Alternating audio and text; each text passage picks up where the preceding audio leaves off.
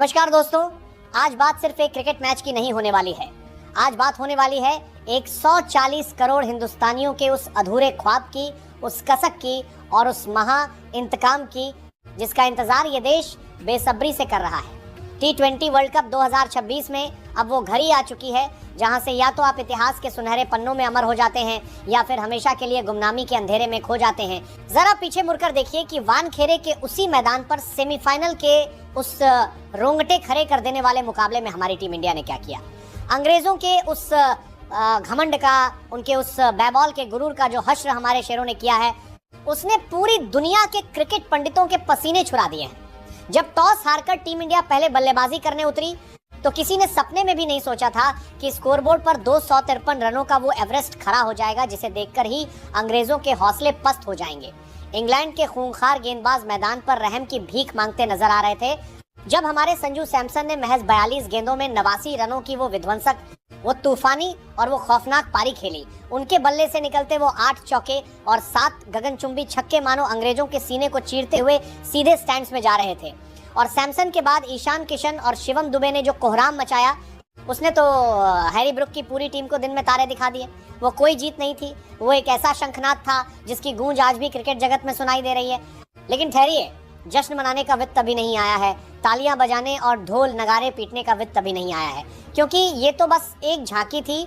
असली और सबसे खौफनाक अग्नि परीक्षा तो अब शुरू होने वाली है। अब हमारे सामने वर्ल्ड कप की उस चमचमाती ट्रॉफी और हमारे बीच जो दीवार खड़ी है वो कोई और नहीं बल्कि क्रिकेट की दुनिया की सबसे खामोश लेकिन सबसे खतरनाक टीम है।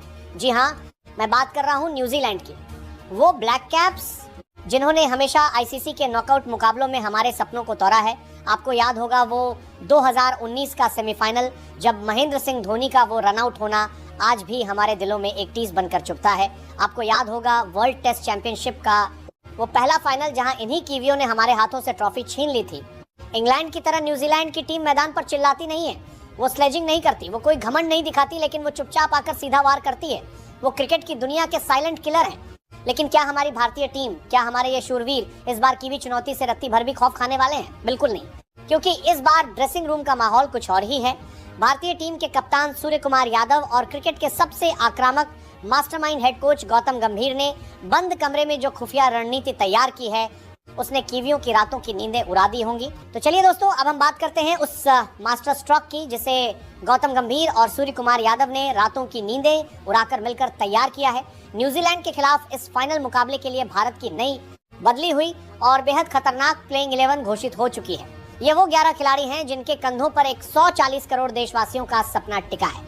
पारी की शुरुआत करने की जिम्मेदारी एक बार फिर से उस खिलाड़ी को सौंपी गई है जिसने सालों तक अपनी बारी का इंतजार किया और अब जब मौका मिला है तो अपनी बल्लेबाजी से पूरी दुनिया में तहलका मचा रखा है। जी हाँ, हम बात कर रहे हैं केरल के सुपरस्टार संजू सैमसन की।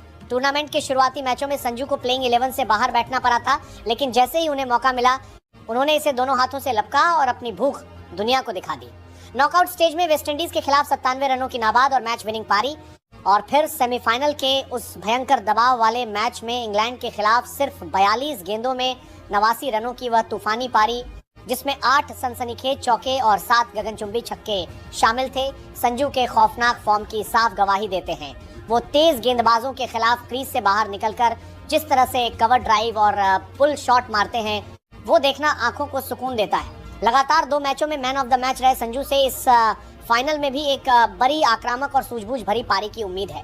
संजू के साथ दूसरे छोर पर पारी का आगाज करने उतरेंगे भारतीय क्रिकेट के युवा और सबसे विस्फोटक विकेटकीपर बल्लेबाज ईशान किशन।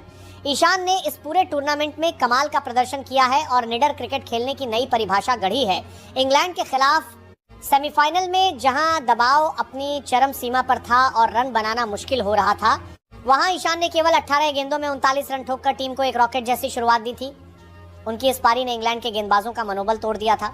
ईशान की यह बेखौफ बल्लेबाजी न्यूजीलैंड के मुख्य तेज गेंदबाजों, चाहे वो ट्रेंट बोल्ट हो या टिम साउदी, उनकी लाइन लेंथ बिगाड़ने के लिए काफी होगी।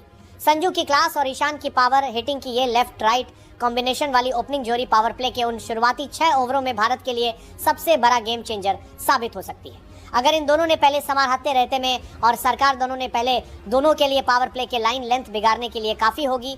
6 ओवर बिना विकेट खोए निकाल दिए तो समझिए भारत ने मैच पर अपनी पकड़ मजबूत कर ली इसके बाद नंबर 3 के सबसे अहम और नाजुक पायदान पर मोर्चा संभालेंगे खुद टीम के कप्तान और दुनिया के सबसे खतरनाक टी20 बल्लेबाज सूर्य कुमार यादव। हालांकि सेमीफाइनल में सूर्या का बल्ला थोड़ा खामोश रहा और वो सिर्फ 11 रन बनाकर आउट हो गए थे, लेकिन दुनिया का हर गेंदबाज ये बात अच्छे से जानता है कि टी20 फॉर्मेट में सूर्या से बड़ा कोई मैच विनर इस ग्रह पर नहीं है। जब सूर्या अपनी लय में होते हैं तो मैदान का कोई ऐसा कोना नहीं बचता, कोई ऐसी दिशा नहीं बचती जहां गेंद बाउंड्री के पार न गिरे। वो विकेट कीपर के सिर के ऊपर से स्कूप शॉट खेलते हैं तो कवर्स के ऊपर से एक्स्ट्रा कवर ड्राइव भी मारते हैं। उन्हें रोकना गेंदबाजों के लिए किसी बुरे सपने जैसा है।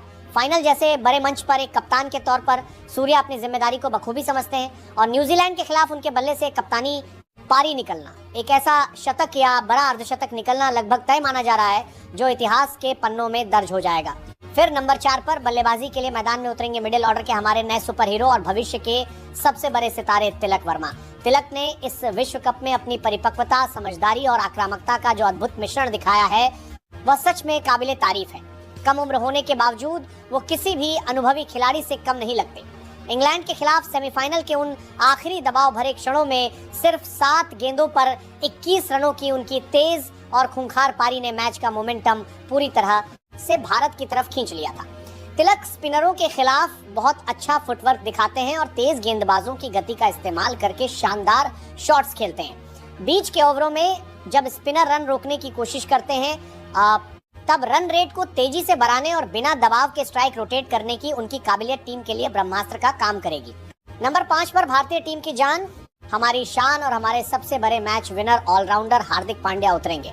हार्दिक इस टूर्नामेंट में भारत के लिए सबसे बड़े संकट मोचक रहे हैं। वो ऐसे खिलाड़ी हैं जो सिर्फ बड़े मौकों के लिए ही बने हैं। इंग्लैंड के खिलाफ जब टीम फंसी हुई थी तब सिर्फ 12 गेंदों में 27 रन बनाना और फिर गेंदबाजी में आकर अपनी गति और बाउंस से 2 अहम विकेट चटकाना ये साबित करता है कि हार्दिक बड़े मैचों के सबसे बड़े और सबसे भरोसेमंद खिलाड़ी हैं। उनका वो आत्मविश्वास, मैदान पर उनका वो एटीट्यूड और मुश्किल समय में ठंडे दिमाग से फैसले लेने की क्षमता भारतीय टीम को एक ऐसा संतुलन देती है जिसकी हर कप्तान को तलाश होती है। जब तक हार्दिक क्रीज पर हैं, भारत कभी मैच से बाहर नहीं होता। अब आता है प्लेइंग 11 का वह सबसे बड़ा, सबसे सख्त और चौंकाने वाला बदलाव जिसने सभी को हैरान कर दिया है। अभिषेक की जगह भारत के सबसे खतरनाक फिनिशर रिंकू सिंह को प्लेइंग 11 में शामिल किया है। जी हाँ दोस्तों, रिंकू सिंह ये वो नाम है जो अब डेथ ओवर्स में दुनिया भर के गेंदबाजों के लिए खौफ का दूसरा नाम बन चुका है। आखिरी के 4-5 ओवरों में जब 15 या 20 रन प्रति ओवर चाहिए होते हैं तब मैच का पासा पलटने में रिंकू का कोई सानी नहीं है। उनके वो लगातार 5 छक्के कोई नहीं भूल सकता। रिंकू के आने से टीम इंडिया का लोअर मिडिल ऑर्डर अब किसी अभेद्य चट्टान की तरह मजबूत हो गया है। वो बहुत शांत रहते हैं और गेंद को सिर्फ मेरिट पर मारते हैं। इसके ठीक बाद नंबर 7 पर आएंगे एक और लंबे कद के खतरनाक ऑलराउंडर शिवम दुबे। लंबे लंबे और सीधे छक्के लगाने के लिए मशहूर शिवम ने इंग्लैंड के खिलाफ 25 गेंदों में 43 रनों की जो बहुमूल्य और मैच जिताऊ पारी खेली थी, उसने साबित कर दिया कि वह टीम के लिए कितने उपयोगी और कितने बड़े इम्पैक्ट प्लेयर हैं। खासकर न्यूजीलैंड के स्पिनरों जैसे मिचेल सेंटनर या ईश सॉरी के खिलाफ शिवम दुबे का बल्ला आग उगल सकता है, क्योंकि स्पिनरों को स्टैंड्स में भेजने में उनका कोई मुकाबला नहीं है। जरूरत पड़ने पर शिवम बीच के ओवरों में अपनी मीडियम पेस गेंदबाजी से विपक्षी टीम की साझेदारी तोड़ने और अहम विकेट निकालने का हुनर भी बखूबी रखते हैं। स्पिन विभाग और निचले क्रम की बल्लेबाजी को एक अभूतपूर्व मजबूती देने के लिए नंबर 8 पर बापू यानी अक्षर पटेल अपनी जगह पूरी शान से बरकरार रखेंगे। इस पूरे विश्व कप में अगर किसी गेंदबाज ने सबसे ज्यादा कंजूसी दिखाई है तो वो अक्षर पटेल ही हैं। अक्षर पटेल ने अपनी सटीक स्टंप टू स्टंप और किफायती गेंदबाजी से विरोधी टीमों का रन रेट पूरी तरह बांध कर रखा है। वो बल्लेबाजों को हाथ खोलने का मौका ही नहीं देते।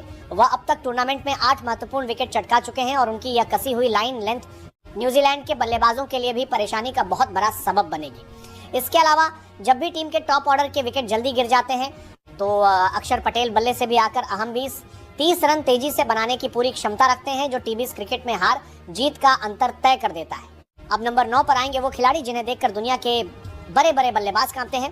भारतीय गेंदबाजी आक्रमण के सरताज और दुनिया के निर्विवाद नंबर 1 तेज गेंदबाज जसप्रीत बुमराह। सेमीफाइनल में जब एक समय लग रहा था कि इंग्लैंड की टीम मैच में वापसी कर रही है और हमारे हाथ से मैच फिसल रहा है, तब बुमराह ने डेथ ओवर्स में आकर अपनी सटीक यॉर्कर, अपनी कातिलाना धीमी गेंदों और बाउंसर के जाल से पूरे मैच को पलट कर रख दिया था। इस टूर्नामेंट में बुमराह अब तक 10 विकेट ले चुके हैं और उनकी इकोनॉमी रेट भी सबसे बेहतरीन है। फाइनल में न्यूजीलैंड के सबसे खतरनाक बल्लेबाजों को रोकने शुरुआती झटके देने और अंत के ओवरों में रन न लुटाने की सबसे बड़ी जिम्मेदारी बुमराह के ही मजबूत कंधों पर होगी। बुमराह का मैदान पर होना ही विपक्षी टीम के लिए एक मनोवैज्ञानिक दबाव होता है। बुमराह का बखूबी साथ देने के लिए नंबर 10 पर बाएं हाथ के युवा और जोश से भरे तेज गेंदबाज अर्शदीप सिंह मौजूद रहेंगे। अर्शदीप ने इस विश्व कप में शानदार गेंदबाजी करते हुए 9 विकेट हासिल किए हैं। भले ही वह बीच के कुछ मैचों में थोड़े महंगे साबित हुए हों, लेकिन नई गेंद से गेंद को दोनों तरफ स्विंग कराने की कला और डेथ ओवर्स में दबाव के बीच विकेट निकालने की उनकी क्षमता उन्हें टीम का एक बेहद अहम और अटूट हिस्सा बनाती है। अर्शदीप का बायां हाथ का एंगल हमेशा से राइट हैंडर बल्लेबाजों के लिए मुश्किल पैदा करता है और न्यूजीलैंड के खिलाफ ये रणनीति बहुत कारगर साबित होने वाली है। अब आखिर में बात करते हैं टीम इंडिया के दूसरे सबसे बड़े रणनीतिक और मास्टरमाइंड बदलाव की। नंबर 11 पर मिस्ट्री स्पिनर वरुण चक्रवर्ती को इस महामुकाबले यानी फाइनल से बाहर का रास्ता दिखा दिया गया है। उनकी जगह चाइनामैन जादूगर स्पिनर कुलदीप यादव की शानदार और धमाकेदार वापसी हुई है।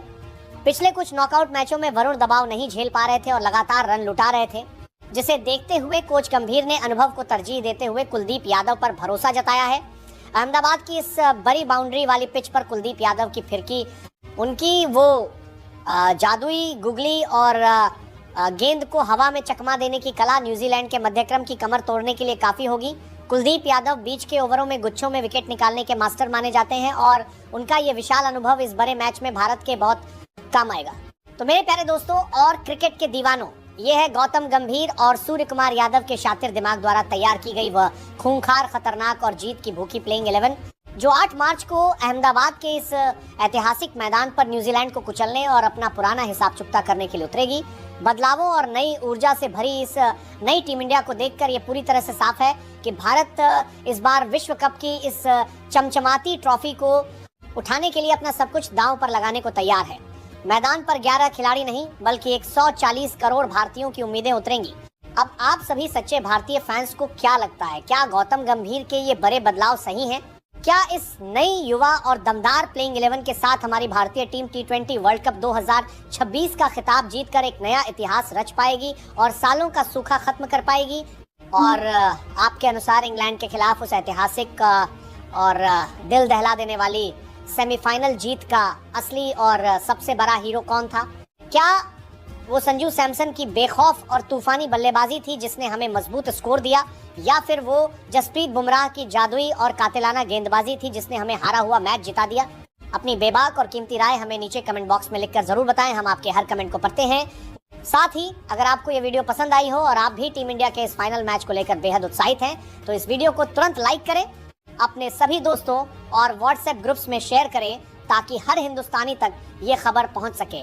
और हाँ, अगर आप भी टीम इंडिया के सच्चे फैन हैं और हमेशा चाहते हैं कि भारत जीते तो क्रिकेट की दुनिया से जुड़ी ऐसी ही शानदार, दमदार और रोमांचक वीडियोस के लिए हमारे इस चैनल को भी सब्सक्राइब करें और नोटिफिकेशन बेल को जरूर दबाएं ताकि कोई भी अपडेट आपसे मिस ना हो। तो मिलते हैं आपसे अगली वीडियो में, तब तक के लिए अपना ख्याल रखें, भारतीय टीम को सपोर्ट करते रहें। जय हिंद, जय भारत, वंदे मातरम।